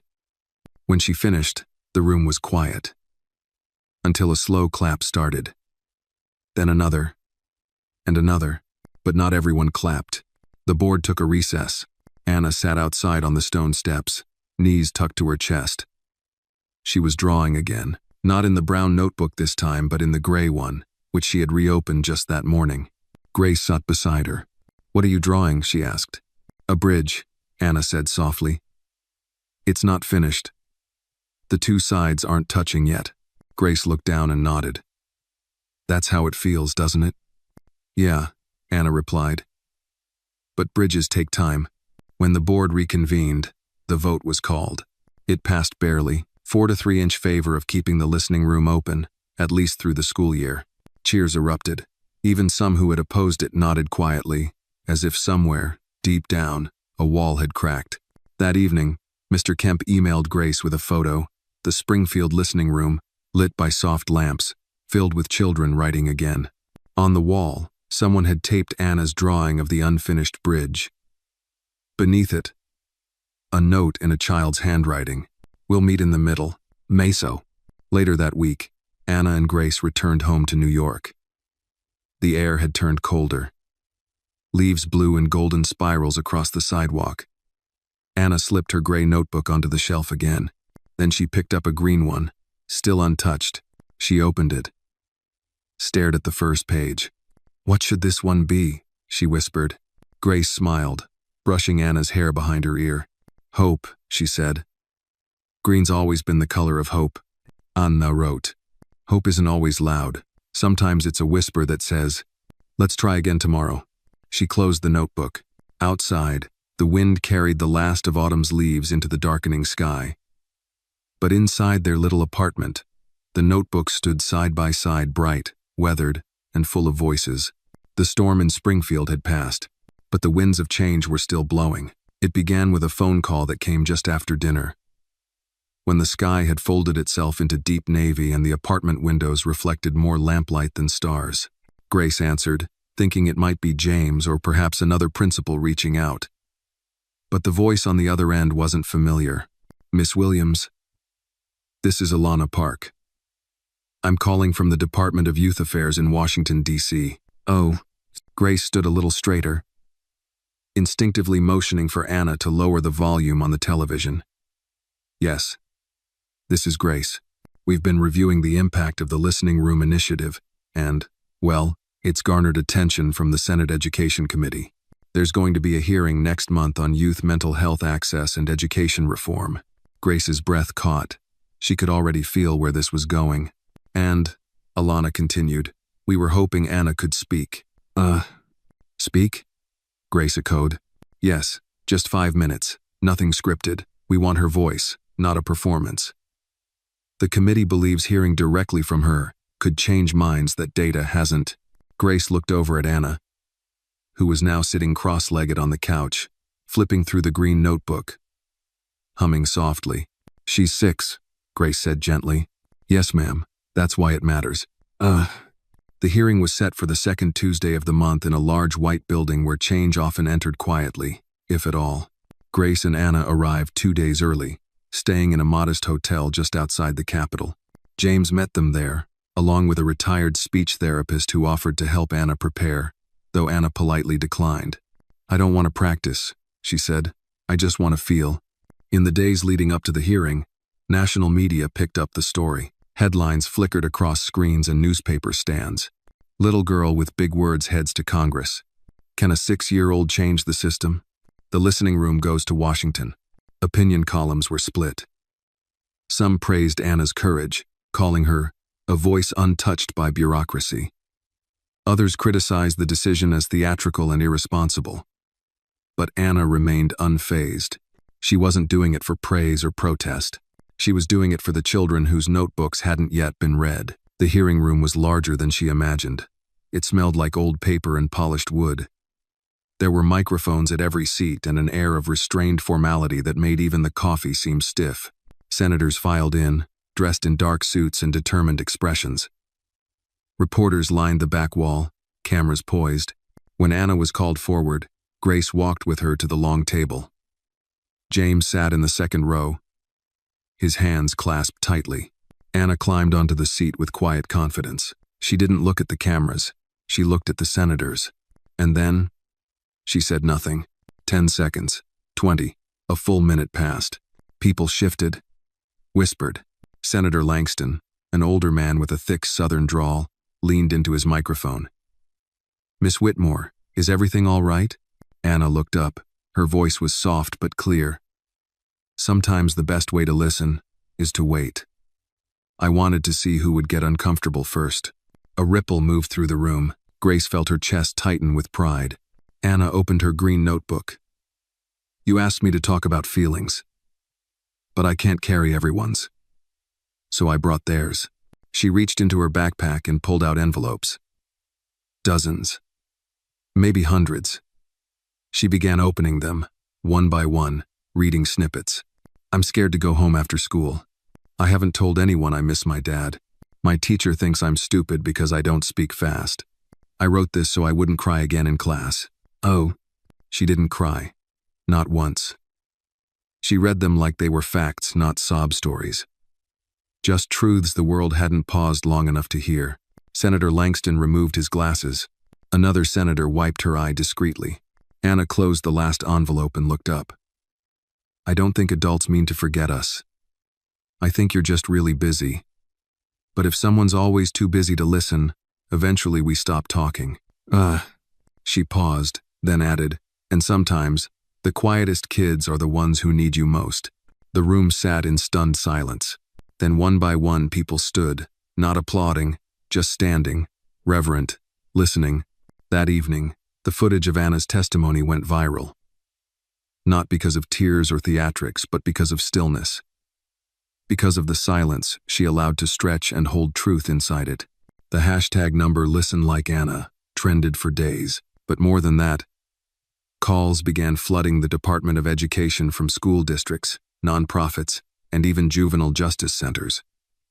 Everyone wanted a listening room, and in homes across the country, parents began pulling out old journals, setting out fresh paper, and asking their children, quietly, "Do you want to tell me something?"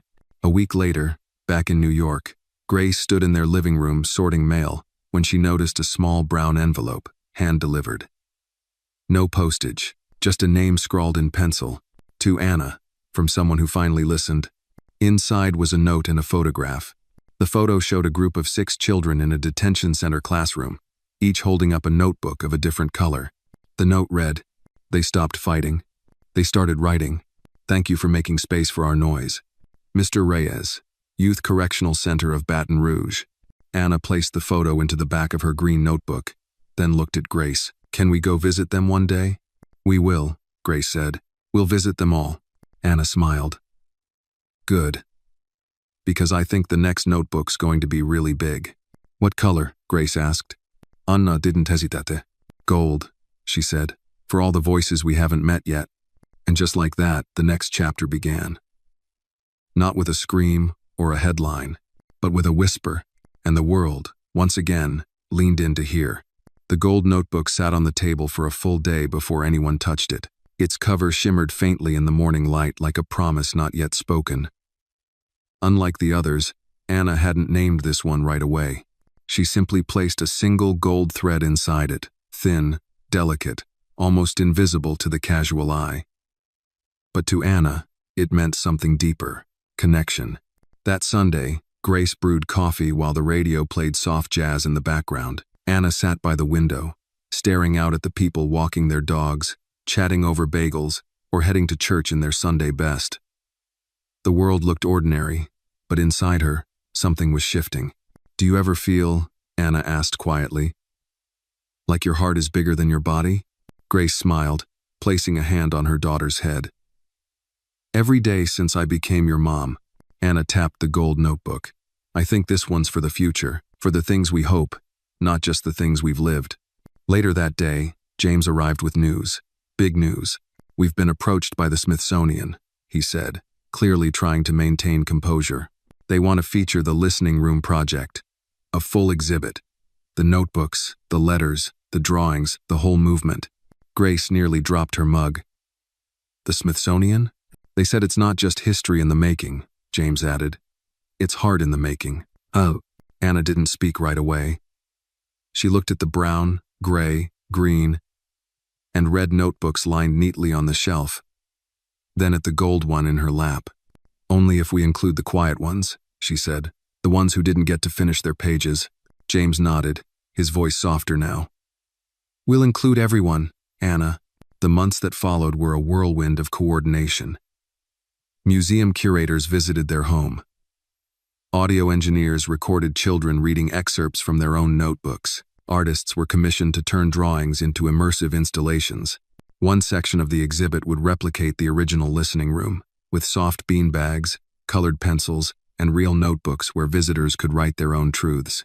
As word spread, people across the country began sending in notebooks of their own. Some were from adults who'd never had the chance to speak as children. Others were from parents, apologizing for the times they hadn't listened. One man sent a 3-ring binder titled, "Letters to the Son I Never Knew How to Hold." Inside were unsent letters to his estranged child, written every year on their birthday. It was placed in the exhibit's Unfinished Conversations section, and through it all, Anna continued writing. In the gold notebook, she wrote messages not just to the world but to the future. "Dear kid who feels invisible, you're not a ghost. You're a lantern. You just haven't been lit yet." She titled that page "For Tomorrow." Opening day of the exhibit arrived in spring. The sun shone just enough to make the banners sparkle as crowds lined up outside the museum's east wing. Grace held Anna's hand tightly as they approached the glass doors, behind which years of silence, pain, and hope had been turned into something sacred. Reporters tried to swarm, but Anna kept walking, her sunflower pin fastened proudly to her chest. Inside, the air felt hushed, not out of formality, but respect. Visitors walked slowly, reading pages, pausing by drawings, listening to the whispers in the audio corners. No one rushed. Everyone listened. In the center of the exhibit stood a glass case housing the very first red notebook, the one from the day Anna translated the Billionaire's contract. Next to it sat the gray one, and a small placard that read, "When the world feels too loud or too quiet, find the page that speaks for you, then add your own." Anna Whitmore, age 6. As they reached the final room, Anna noticed something that wasn't in the plans. A wall, blank, white, empty. James saw her confusion and smiled. "We left this one for them." Anna tilted her head. "Them?" He pointed to the crowd slowly entering. Parents, grandparents, teens, veterans, teachers, survivors. They get to write now. There were markers, post-it notes, even paints. Slowly, the wall began to fill quotes, doodles, confessions, dreams. A man in a wheelchair wrote, "I haven't spoken to my brother in 30 years. I will tonight." A teenage girl wrote, "I am not broken, just bent." A woman placed a photo of her late son, captioned, "He needed a page. I didn't know how to give it to him." Anna stood in front of it all, tears filling her eyes, not from sadness but recognition. These weren't her words. They were ours. And then she added her own. "The listening room never closed. It just moved into you." That night, back in their quiet apartment, Anna asked Grace a question. "Do you think it's done?" Grace, tucking her into bed, thought for a long moment. "No," she said softly. "I think it's just changed shape." Anna turned toward the window, where the city lights twinkled like notebook stars waiting to be opened. "I think I want to make one more." Grace smiled. "What color?" Anna thought, and then whispered, "Clear, so anyone can see themselves in it." She drifted off before Grace could answer. And so, the story that began with a contract and a cruel laugh, that bent and broke and healed across states, prisons, courtrooms, and classrooms, finally came full circle. Not with applause, not with glory, but with a wall full of whispers, a notebook no one could see but everyone could feel, and a little girl, now 7, who taught the world that listening wasn't about being silent. It was about showing up, page after page, heart after heart, so others would too. The end, and the beginning. The story of Anna teaches us that true change often begins with the quietest voices. It reminds us that listening deep, compassionate listening, is a form of justice, especially for those who've long been ignored. Through courage, kindness, and the power of words, even a 6-year-old can inspire a nation to heal. The greatest lesson is this: you don't need a loud voice to be heard, you need a true one.